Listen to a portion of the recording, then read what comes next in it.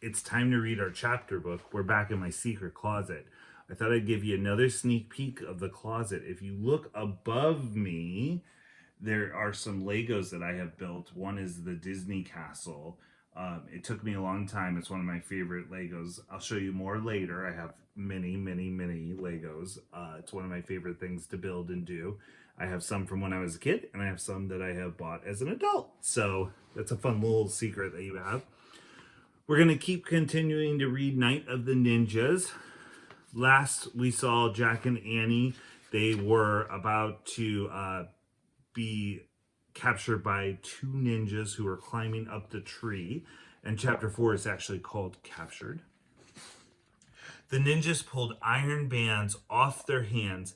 The bands had spikes like claws on them. "That's how they climb the trees," Annie whispered to Jack. The ninjas stared at Jack and Annie with dark, piercing eyes. The rest of their faces were covered by their scarves. Jack and Annie felt frozen under their stares. Annie wasn't frozen, though. She stepped right up to them. "Hi," she said. The ninjas didn't say hi back. They didn't move at all. They were as still as Jack.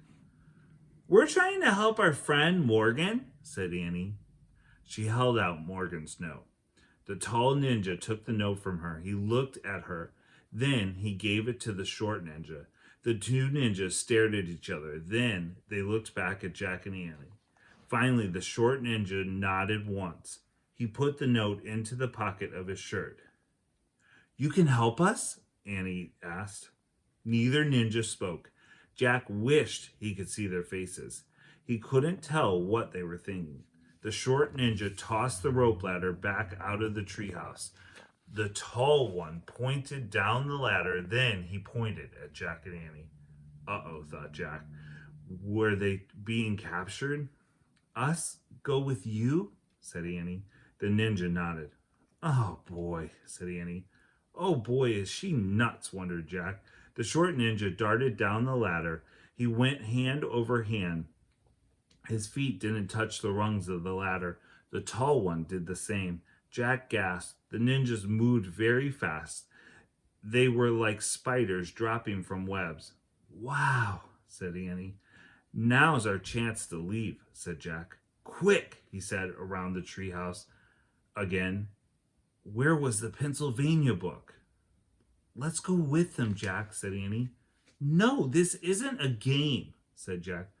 "But I think they know something about Morgan," said Annie. She started down the ladder. "Come back," said Jack. But it was too late. Jack sighed. "Why does this always happen?" he asked himself. "Come on, Jack," came Annie's voice from below. Jack put his notebook and the ninja book in his backpack. He pushed his gloves in place and he started down the ladder. Jack joined Annie and the ninjas on the ground. The sun had fallen behind the hills.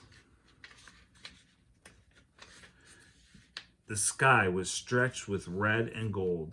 The mouse peeked out of Annie's sweatshirt pouch. "Don't be scared, Peanut," Annie whispered. "We'll take care of you." Great, thought Jack, but who's going to take care of us? The short ninja held Jack's arm in one hand and Annie's arm in the other. He led them through the twilight. The tall ninja walked behind them. "Where are we going?" Jack asked. The ninja stopped near the rushing water of the wide stream. The water roared as it raced downhill. The short ninja looked at Jack and Annie. He let go of their arms. Then he pushed them toward the stream.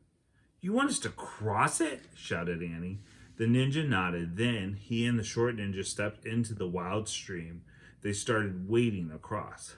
"Let's run back to the treehouse," said Jack. "No, we have to follow them," said Annie, "for Morgan's sake."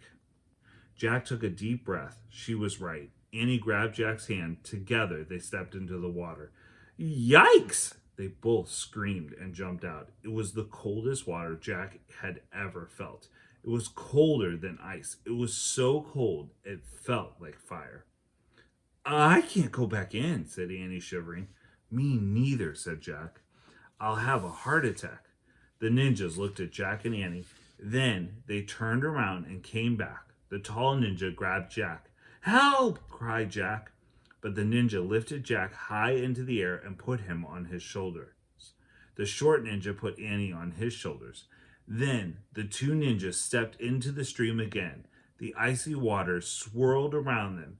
It went up to the short ninja's waist, but the ninjas moved through the stream as calmly as two sailing ships. Oh man, I don't know if I could do that. These ninjas seem brave and tough. All right, chapter 5 is called Flames in the Mist. Our last chapter for the week. See you tomorrow.